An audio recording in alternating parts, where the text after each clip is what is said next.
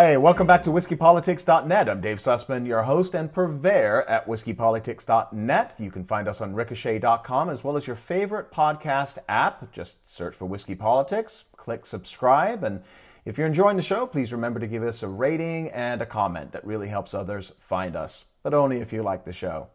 You can also find Whiskey Politics on Facebook, give us a like, and me on Twitter at David Sussman. It's nice to be back from spring break, running my sons around, looking at universities, catching some sporting events, and basically just taking a break for a few days from the constant chaos that is our media and our politics. It's almost painful now to watch the news. I certainly keep up with what's going on through different resources, but as discussed on a previous episode with Cheryl Atkinson, the news media has become a caricature of itself. CNN, of course, is leading the way, ruining any remaining trust in mainstream news. Unless they have me prisoner in a hotel lobby or at an airport, it's very, very rare that I will ever watch it. And you know what I've noticed in public? People aren't watching it either. Every time I walk by, CNN's on. Nobody is watching. Now, I do watch other news. I mentioned the other day that I stream channels like Sky News from England. It's one of my favorites. And it more or less gives both sides of the debate, what's going on in England, in Europe, and obviously their coverage of what is happening in the United States. The issues we see in America right now with progressives attempting to take the language, they're basically dominating language in universities and in culture. It's happening in England and Western Europe, not just in the United States. Much of the populist angst against the leftist Marxist push against norms and traditions that we've all been raised with and understand as the tenets of a healthy society, taking that and tearing it down isn't just happening in the United States. It's happening all throughout Western Europe. Now, to discuss this, as well as the economy, England even leaving the EU, much more. We're delighted to have Daniel Hannan join us from Brussels on video. Daniel's been a Conservative member of the European Parliament for 20 years.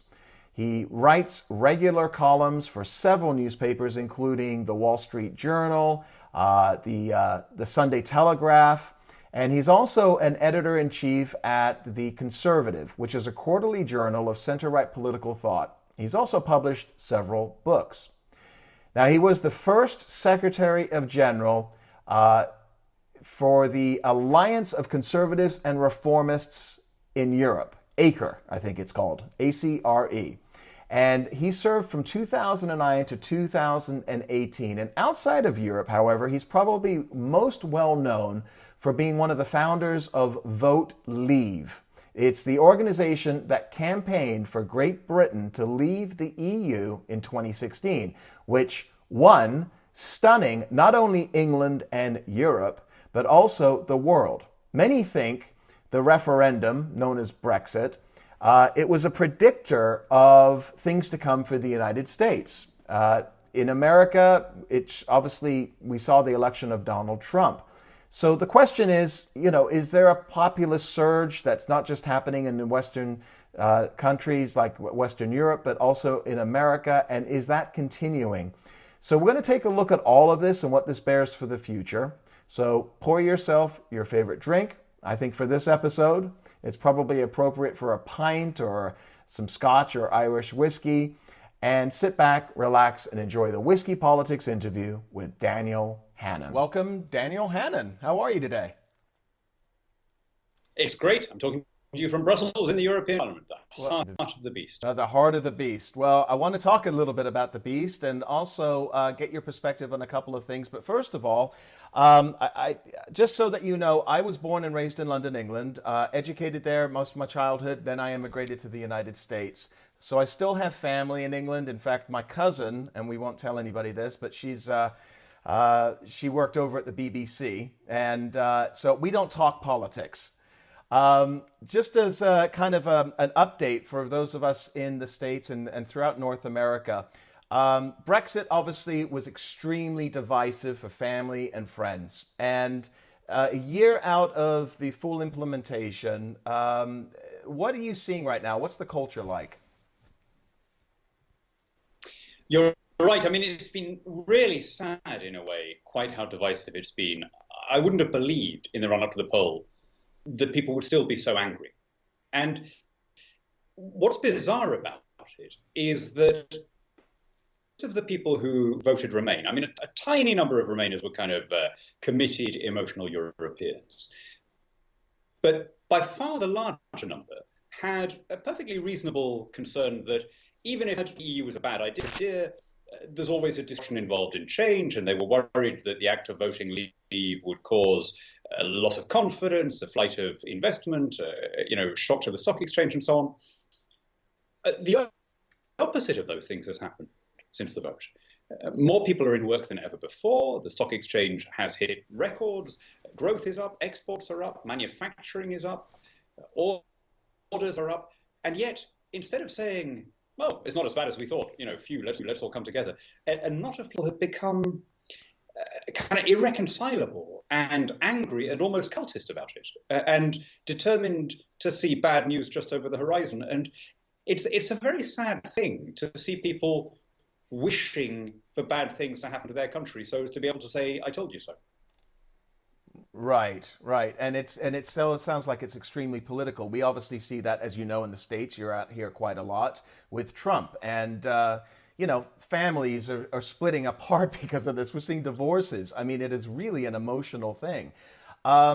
I met with Nigel Farage actually at the end of February. I was in Washington, D.C. at CPAC, and we briefly spoke for just a couple of minutes. And I got a sense that a lot of people, and I've heard this now from more than a couple of people, that he kind of backed off with a big push with Brexit.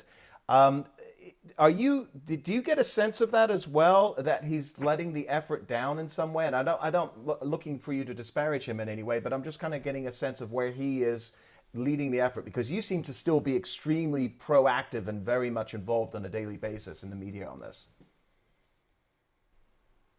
I mean, I can't speak for anyone else. I think he is carving out a new role for himself as a kind of media pundit and commentator and so on. And obviously that job puts a premium on keeping yourself in the news. And a way of keeping yourself in the news is to say shocking things. I think given how long we've been building up to this recovery of our independence, the priority is to make sure that it goes as smoothly as possible, and that it's a mutually advantageous process that brings benefit to us and to our allies in Europe. I mean, we don't want to leave in a way that harms them. They're our friends and our customers, and going around saying obnoxious things for the sake of it, I think, is not helpful. Those obnoxious things that you're talking about, are those coming from the right or the left? I mean, we're hearing such drama right now. It's almost unhinged, emotional children, right? From the left. Do you still feel that that's at a fever pitch as it was before the referendum? So it's on both sides, and this is the really sad thing. It was a 52-48 result, which is pretty narrow, and that doesn't mean that the country was completely split in two, because an awful lot of people were fairly close to that midpoint. It was a real toss-up. Do they vote Remain or Leave? And as you said, we all have friends and family on the other side.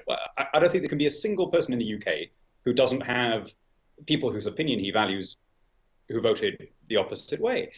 So it should have been possible to come together around a programme of gradual recovery of power, wherever possible, with the consent of our European allies, where we begin a process of reorientation away from stagnating European markets towards booming global markets, but all the time bearing in mind that we have to carry people with us. And sadly, there just hasn't been that on either side. The people who have reached out and called for compromise have been shot at from both sides, which is, apart from anything else, I just think is a bad way of interpreting a narrow result. And of course, they feed off each other. The people who think that it's still important to go around being rude about Europe are the exact symbiotic partners of the ones who refuse to accept the referendum result at all and are calling for a rerun. They feed off each other. Yet, you had all this doom and gloom, right? The predictors of the Remain suggested that. I mean, we saw this before the Donald Trump election as well. That you're going to go into some depression economically. It's going to be devastating, and cats and dogs, living together. It's going to be a horrible thing. And what I have seen is that England, the UK, right now is actually leading the G7 in many economic indicators. What happened? Why? I mean, why did you have the exact opposite of what the Remainers? What? The most important of those indicators is that investment has shot up since the vote, right? So the real test of are people confident? Do they have a sense of the long-term future of the UK? Investment has grown faster in the UK since the vote than in any other G7 country. Particularly, this is true of tech companies.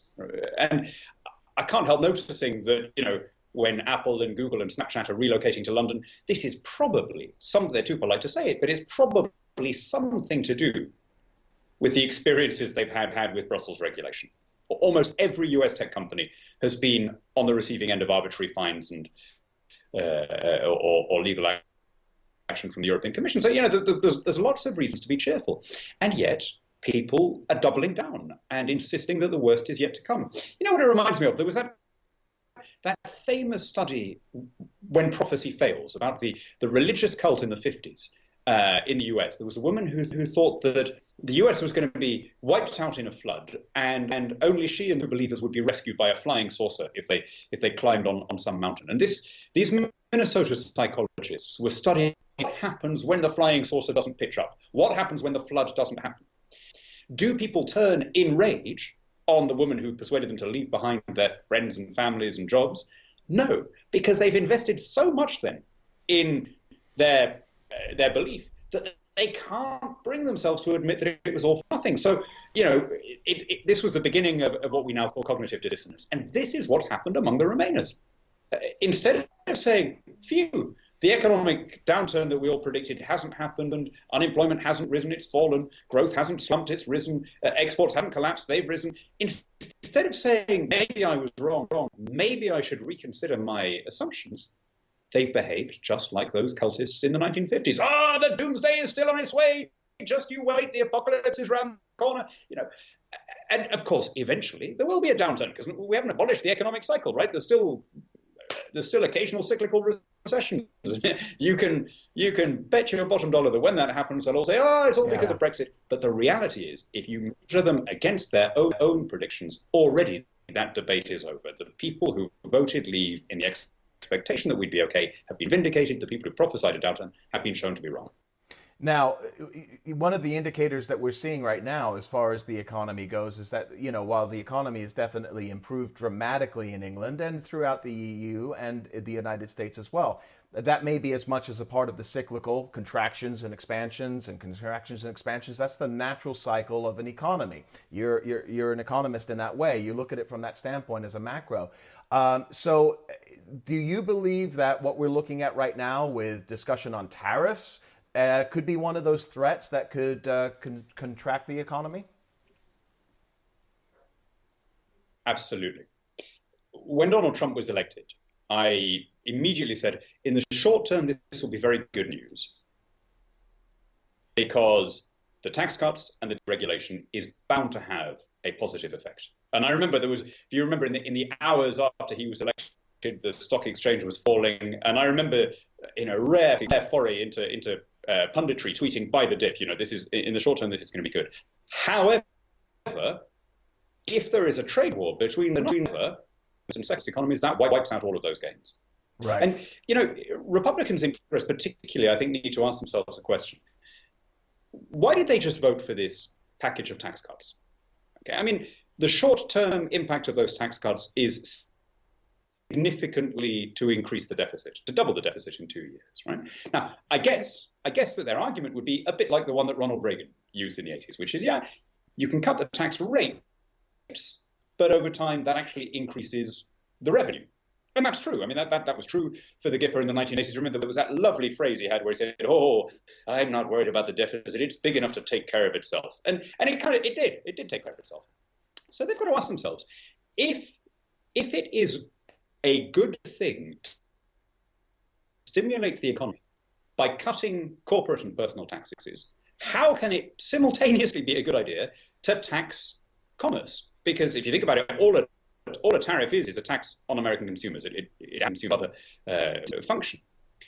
They are in real danger of wiping out all of the gains that they are making in terms of the economy growing through deregulation. And, I'm pretty sure, I haven't got a copy of it in front of me, but I'm pretty sure that your Constitution guarantees congressional jurisdiction in the field, first of all, of taxes, and second, of trade with foreign countries and Indian tribes, if there are any Indian tribes out there still being affected by tariffs. So this is an area where by rejecting, presidents down the years have found ways of getting around those clauses by claiming that it's emergencies and so on.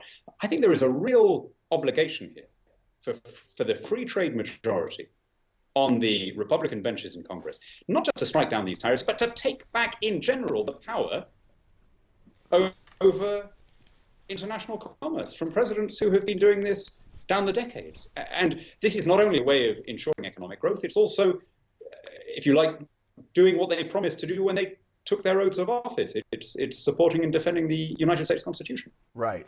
And because of that, you've been a critic of Donald Trump. You have been a supporter of him and his obviously his push.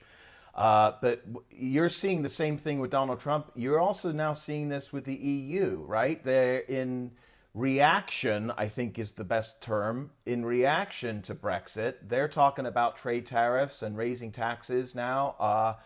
And you guys are a net importer, not an exporter, correct? I think it's highly unlikely that the EU will impose tariffs on the UK because this is a very unusual situation, in fact, a unique situation where we are beginning from a position of zero tariffs and regulatory equivalence. So if you like, the inertia bias for once is working in favor of free trade. But that's not the case when it comes to the US. I mean, EU's attitude to the US. Jean-Claude Juncker responded to Trump's proposed tariffs on steel and, as it's properly called, aluminium, by saying, we can be even stupider, and then he said, we're going to tax bourbon and we're going to tax, Levi's and Harley Davidson because we can do stupid too. I mean, what an incredibly depressing prospect to see Washington and Brussels striving to out-stupid each other. Because what they're really saying is, Donald Trump wants to drop rocks in his harbor. Well, we're going to drop even bigger rocks in our harbor. How do you like that, Trump? A tariff damages you. It may incidentally also damage the exporter of another country. But always and everywhere, the chief damage is to you as the country imposing them. And what an incredibly sad thing that we are setting aside all of the evidence of the 20th century and going down this road again. What is that from? I mean, well, let me ask you another question on this, because when Brexit happens, I understand you're going to be leaving Brussels, correct?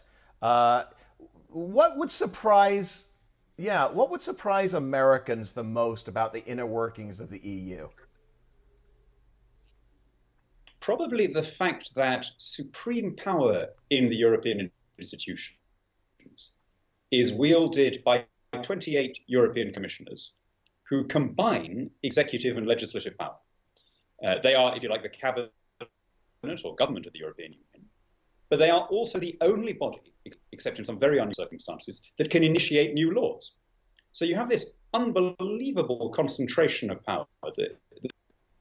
The importance of the separation of power, which underpins your constitution, is completely ignored. But it's worse than that. Concentration of executive and legislative power in the same hands would be bad enough even if they were all elected. But these 28 people are not elected by anybody. They are immune to public opinion. They are invulnerable to the ballot box. And familiarity with that flaw doesn't make it any better. The objection to the Brussels racket, isn't about being anti-Europe or against cooperation with your friends. I mean, you'd have to be mad to not want to work with neighbouring countries. The objection is to an undemocratic authoritarian system where the people who pass the laws don't have to answer to the people who obey them. Well, we see that in the United States as well, and there is a big push against elitism, and whether they're in the government or they're in the media, and that kind of is a good segue for us to go into my next question for you, because what I'm seeing happening, and I keep my thumb on the pulse, I watch a lot of Sky News of what's happening in England. Like I said, I've got family and friends that still are there, most of them extremely liberal. I can't talk politics with them. Hopefully they won't see the interview, but no, they are the epitome of what I am seeing here in the United States as far as leftism run amok. It's an unhinged reaction to almost everything. Everything is blown up to, oh my God, people are going to die, to anything, tax cuts, to, whatever it may be, Trump winning. And so, but here's the thing, and this is really what I'd love to get your perspective on. As you just referred to, they don't look at history.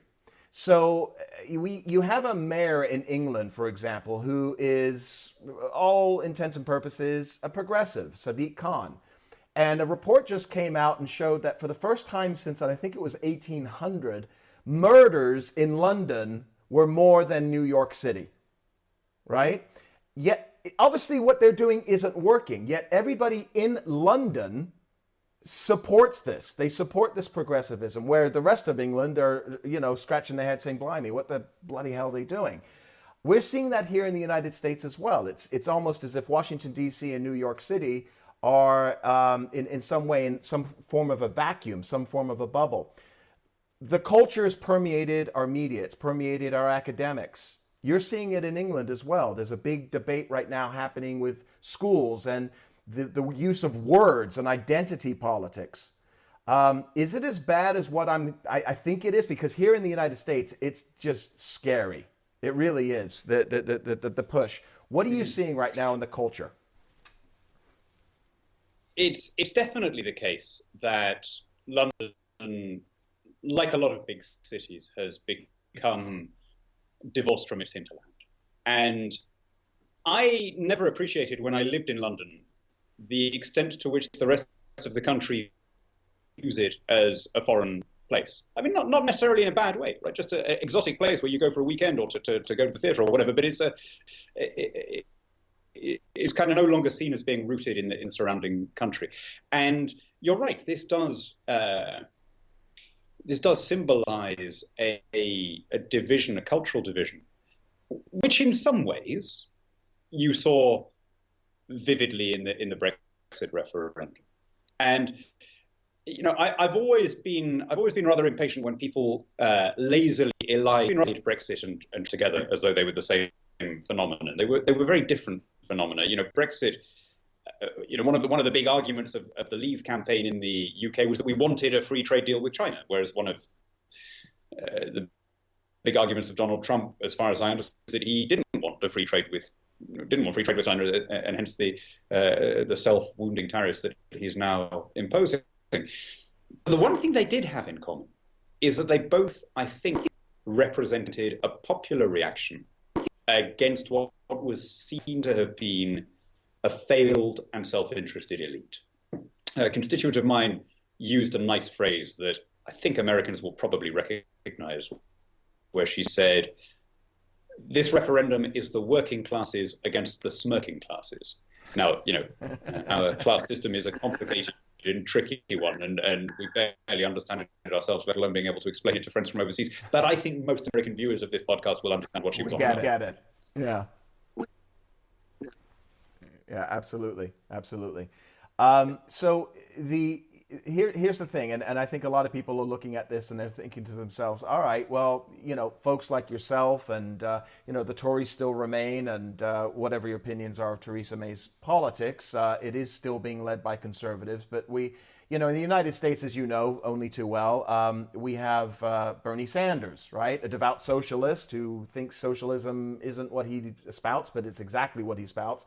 And then we take a look at what many people on the right here in the United States look in England and they say, okay, well, Bernie's counterpart is probably Jeremy Corbyn. Listen, I look at Jeremy Corbyn and he scares the bejeebies out of me. The guy is, I mean, he hangs out with Hamas and Hezbollah. How does somebody like him continually get elected and given leadership positions? Absolutely. Absolutely. No, you're right. I mean, he is on a whole different level from Bernie Sanders. He's on a whole different level from anything we've known before. When I was first reading about UK politics as a schoolboy, there was a kind of a slightly smug assumption in the textbooks that we don't do extremism. We don't elect fascists, we don't elect communists. We leave that kind of thing to hot countries where the leaders wear sunglasses. And Jeremy Corbyn has made us re-examine that assumption. At the last election, two in five Brits voted for a party led by somebody who regrets the outcome of the Cold War. I mean, there's no way of sugarcoating that. That's 40%. He has never seen 40% of people, right? And oh my God. This was a much bigger shock for me than either the Trump election or the Brexit referendum. This is off the scale. Of course, when a shocking thing happens, people are very good at internalizing it after it's happened and coming out with all sorts of reasons as to why it was inevitable all along. But this, for me, was the single biggest surprise electorally of the last 10 years. It's made us revisit all of our assumptions. I have a feeling, I mean, part of the problem, I don't want to oversimplify this, but part of the problem is just that the electorate had moved on, and we conservatives thought that it was enough to say this guy is a communist fellow traveller, as though that was a kind of knockdown argument. But for people under the age of 30, that doesn't really mean anything. They don't remember the Cold War. They don't remember the nature of the regimes that we were fighting. Communists, that's kind of raffish, like a Che Guevara T-shirt and a beret, right? And so we were using a line of attack that no longer connected. Now, funnily enough, I think something that has changed since then,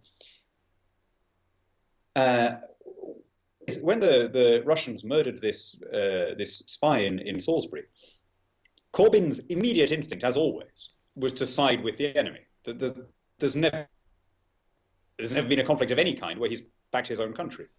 And I think that actually connected with people more, because that wasn't ancient history. Here was a regime that you would expect someone on the left to detest, right? Putin's Russia is expansionist, imperialist, authoritarian, autocratic, crony capitalist, nationalist. But Corbyn cannot ever bring himself to back Britain against anybody.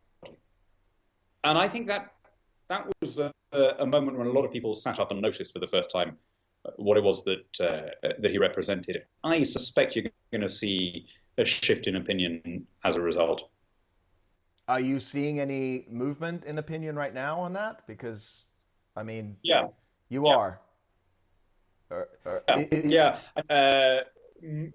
Basically, the opinion polls have had the two parties level pegging until March, when you began to see the Labour Party dropping behind. Yeah. Okay. And just correct me if I'm wrong here, but you have up until 2022 to call a new election in England? Anytime before then, is that correct? Yes, that's correct. Okay. Yes. In fact, it's quite difficult to have an earlier one because of new rules that we brought in. You need to have 2/3 of MPs now requesting an early dissolution, which is very difficult to do. Yeah. Did the Tories make a mistake in calling that snap election with Theresa May losing a lot of the power? In hindsight, obviously. Yeah. Catastrophic mistake. But in fairness, almost nobody saw that result coming, and I certainly didn't. So I can't point the finger at other people who can't calculation that. Right. Well, one of the tenets of conservatism, and this is worldwide, is individualism. It's classic liberalism, if you will. I've watched a lot of your speeches, and I think you were just in Kentucky a few weeks ago, speaking on behalf of a conservative organization, and I forget which one because to prepare for these interviews, I watch so much stuff. But one of the things, and I think you met with Matt Kibbe, is that correct? Yeah, Yes, yes. fantastic Yeah, interview. it was at a. Yeah, it was at a. I think I was speaking at an Atlas event in New York. Yeah.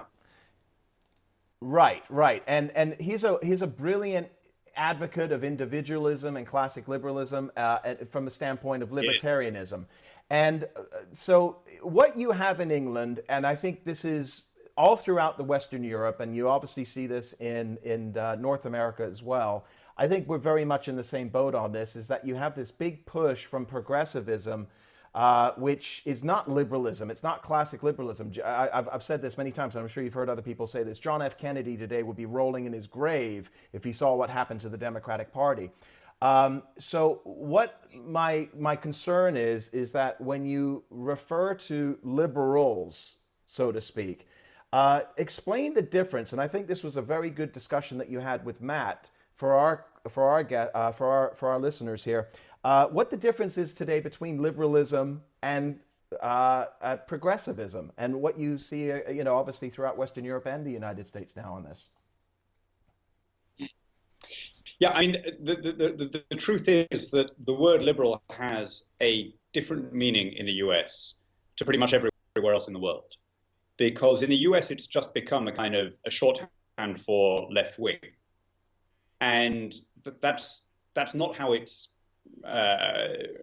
understood in South America or anywhere where you have a tradition of a two-party system.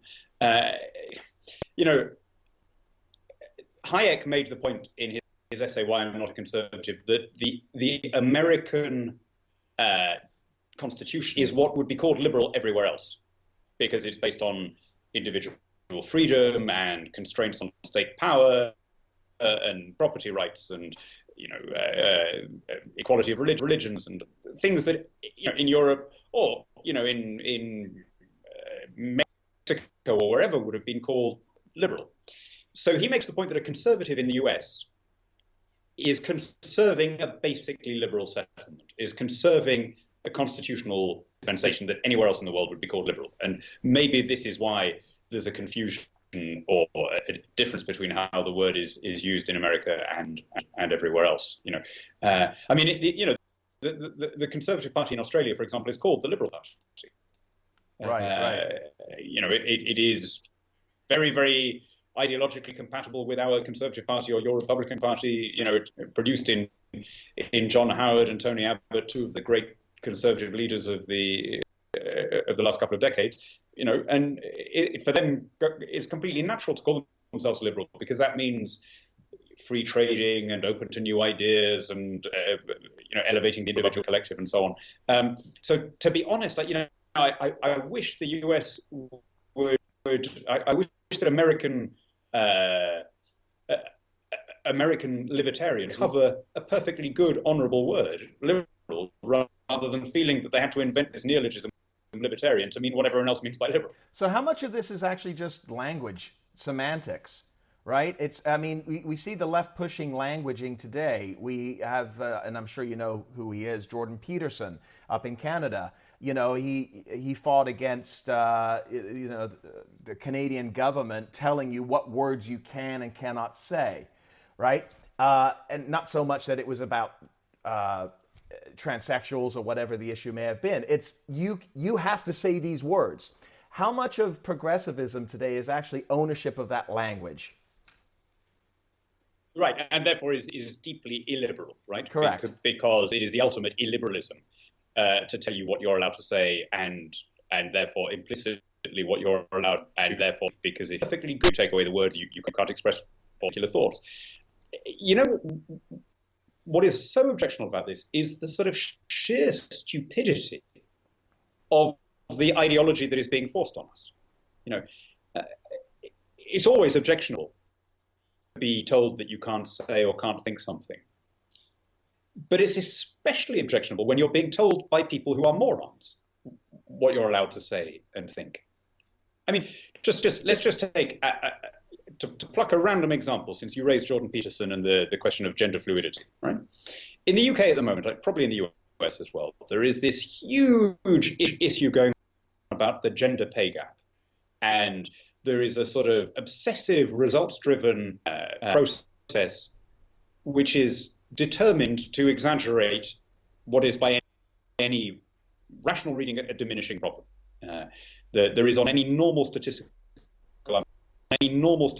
women are better paid and more equally paid globally than they have ever been, and the trend is continuing. But people have to keep finding new grievances. Now, here's the thing: the people who are complaining most aggressively and belligerently about the gender pay gap are, by and large, the same people who claim that gender doesn't exist, right?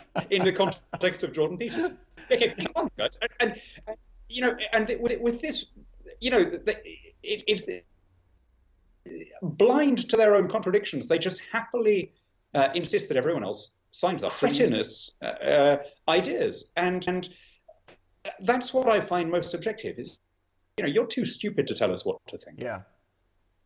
Yeah, and I think that's where you have this big pushback, and I'd like to think that the same, if you will, populism that won Donald Trump the presidency is what won Brexit and the Leave. I think there is this pushback by a lot of people who may not talk politics in mixed company.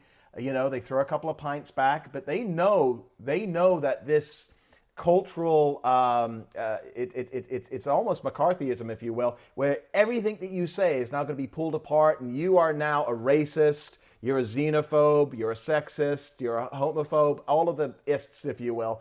And that's how they want to win their argument. Do you see that pushback following Brexit? Do you think populism, I guess is the question, is still a winning strategy for the West? Yeah, I mean, I come back to saying that if Brexit had only been that, or if Brexit had been that, if Brexit had been principally an angry, reactive phenomenon, it could not have won. We wouldn't have come close to getting the 50% we needed.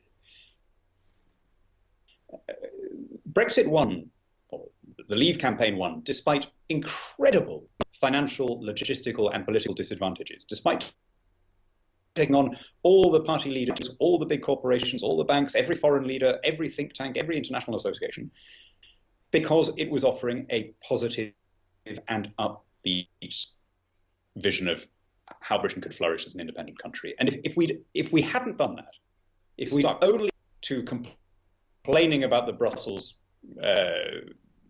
you know, the corruption and the lack of democracy and the expense and all the rest of it, we wouldn't have come close to winning. We had to offer something better. People don't want you just to reflect their grievances back at them.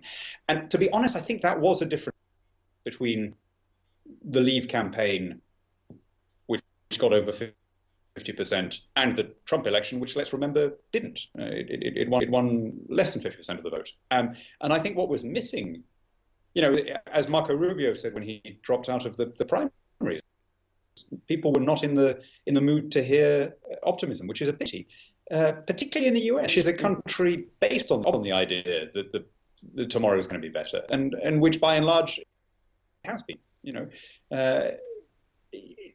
if your country lives up on the idea that there's a general progress, that, you know, it may be patchy and it may be irregular, but there is a general progress towards more freedom, more prosperity, more happiness, then I think we're in a very bad way. And I suppose my real problem with the kind of culture war that surrounded the last presidential election was just this kind of angry negativity, you know. This idea of decline and rust and brutal unemployment and so on. You know, I mean, I just never really got the "Make America Great Again" thing. I think if you went into the rest of the world and asked people, they would tell you it's pretty great now. Yeah, and I definitely understand that perspective. And listen, for those who've been listening to our show for quite a while, I wasn't the guy that jumped on board Trump when he was running as a nominee right away. He was probably number 16 or 17 out of the candidates running. But She was number 18. So, and I've actually been quite pleased from the standpoint of how the policies have been implemented. Quite surprised, quite frankly. As a conservative, free market thinker, I'm very, very pleased, generally speaking. There's a few things I'd like, to address. But, I think a lot of folks like myself, pragmatic in our approach to things is, okay, well, let's take a look at the results. And the question comes back to England, right? They're taking a look at the results. They're taking a look at, oh, wait a minute, we didn't fall off a cliff into a precipice of economic, dire, cataclysm. It didn't happen. And in fact, things are actually getting better. And that leads me to my last question for you. And I greatly appreciate you taking the time, Daniel, in Brussels. And that is a lot of what people hear and what they read is coming from a media that seems to have the daggers out for anything right of center. BBC, I mean, you talk about Jordan Peterson, the Kathy Newman interview. I mean, that completely highlighted the hypocrisy and the cognitive dissonance that you refer to from the left in England. Well, we see that all the time in the United States as well. But what's really interesting to me, and I just thought this was kind of funny, is that you go on YouTube, which is where I get a lot of my news now. I actually cut the cord and I watch a lot of information and news and lectures and interviews on YouTube, is that if you go on YouTube, it's sensational. It's so-and-so destroys this left-winger. And your names come up as well, right? And you actually watch it for the most part. You're like, yeah, he may not have destroyed so-and-so, but it was good. It was interesting. Except for one thing, and I want to draw people's attention to it. I think it was a day or two after Brexit passed. You and Christiana Amanpour from CNN, I got to tell you, one of the greatest takedowns I've ever seen. And so, talk to me a little bit about what was she doing? She was trying to classify you and the Leave as racists, right? I mean, everything was about racism. How is that impacting the dialogue? And do you think people are still going to be wanting to push back against that with some sense of anger, as they did maybe in 2016 in both England and the United States? Yeah, I mean, it's very interesting.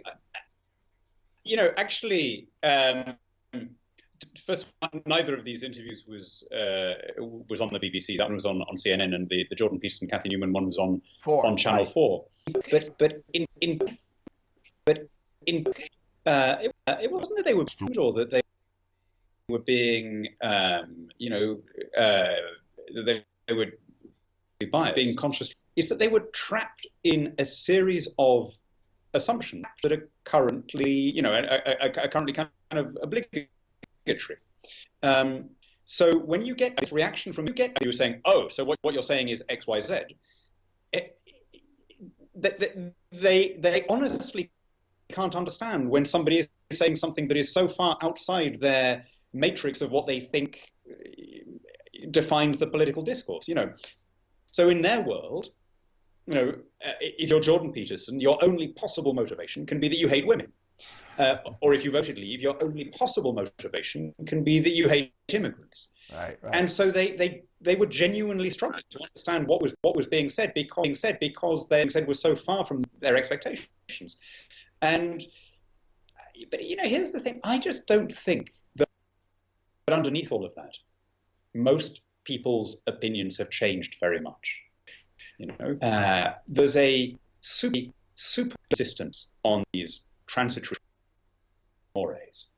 But I don't think that the underlying assumption who would see themselves on the centre left are that different. And one of the classic examples of this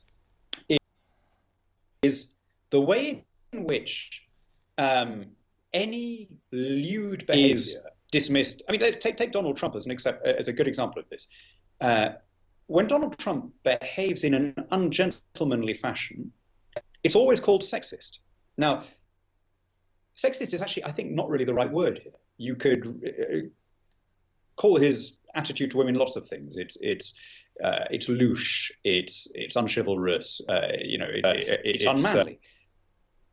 But the current age insists that any bad thing has to be put in a box called racist or sexist. So people reach for that vocabulary because they no longer feel that they can express, if you like, the older moral codes of this why this is objectionable behavior, because it is impolite and wrong to behave this way towards women. So I think what you're seeing is that people still have an ethical code that is not so far removed from what their grandparents would have recognized. But on a deep level, they have to use currently fashionable vocabulary to express it.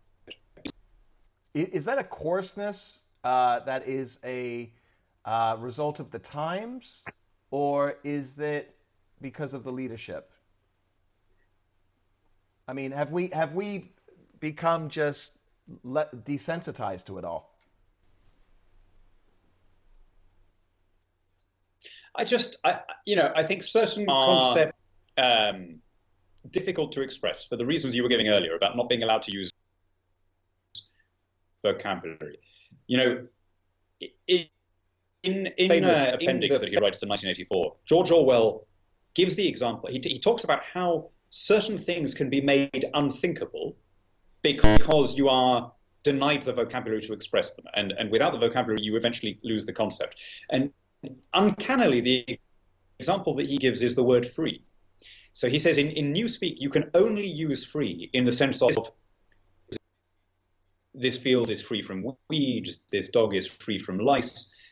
You can't use the word political freedom, and so those concepts disappear. Now, interestingly, that's kind of happening to the word free. I mean, he wrote this in 1948. It was an eerily good prophecy.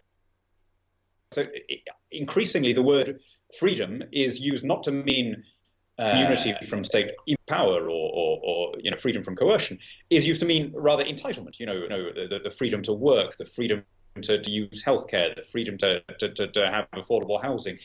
Which is the opposite of a freedom. It's a claim. It's therefore a diminution of everybody else's freedom. That's not to say it's a bad thing, but it's not a freedom. I think a lot of that has gone on. We've lost a lot of the vocabulary that would express traditional morality of Western civilization, and so we're pushed into this bizarre box of anything we don't like has its order, because those are the approved ways of signaling distaste for something. Yeah, and I think it's lazy.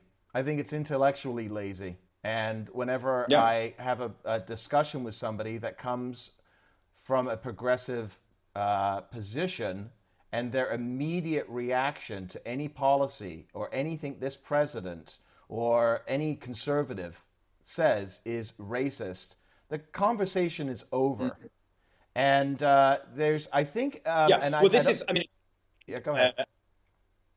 In his famous essay about politics in the English language, Orwell gives the example of the word fascist, and he says, this word now only means something I don't like. It's lost any other sense except something of which I disapprove. Now, people watching this, Google some of the things that have been called racist. Farmers markets are racist. Eating breast meat rather than leg meat from a turkey is racist. Asking for grapes in a funny accent is racist. Letting your little girl dress up as asking for grapes is racist. Now, all of the girls is something I don't like, and that's not to say that actual racism doesn't exist. On almost every measure in the US, it has declined. You can measure it in almost any way you like. You can look at, ethnically mixed neighborhoods. You can look at the decline of racial violence. You can look at the increase in mixed marriages, or you will say, in opinion polls, how would you feel if your daughter married someone of another? On every measure, the problem has not gone away, but it is less than it's ever been. But the reaction of people is to keep finding more and more recherche examples, so as to keep the sense of grievance going. And one of the consequences of that, of course, is the actual, shadow bottled real racism, begins to lose its source, because the word has been so devalued by being up to everything else. Yeah, and we see that here, and it's a problem, but it's actually a boomerang on the left. And so you have a somewhat of a conservative movement now. It's called conservative woke, where people basically say, I don't care. You call me what you want. It doesn't, it in no way impacts me, because it's telling me more about you from the standpoint of your ability to even argue policies and understanding policies. And you know what? I'm going to move on. So anyway, last real quickly for you. Let me ask you this: once leave occurs, I think it's what, about a year from now? Just under a year. Just under a year. You're going to be coming back to England. What are your plans? What's in the future for Daniel Hannan? Yeah, it was. I mean, if anyone watching hears of anything, let me know, won't you? Because I'll be looking for work. But I mean, the one thing I've decided is I'm done with elected politics. So I've done nearly 20 years, and it's not many people in my line of work who get to quit on their own terms, having achieved the thing they set out to do. So whatever the fuels, that chapter is being closed. I hope I'm going to be able to do something which we Conservatives approve of, which is to join the real economy and generate revenue instead of consuming it as a politician. Very good, very good. Real quickly, we don't hear in the United States. We don't hear a lot about UKIP anymore since the referendum. Are they strong? Are they losing power? What's going on there? No, they've disappeared. Job done.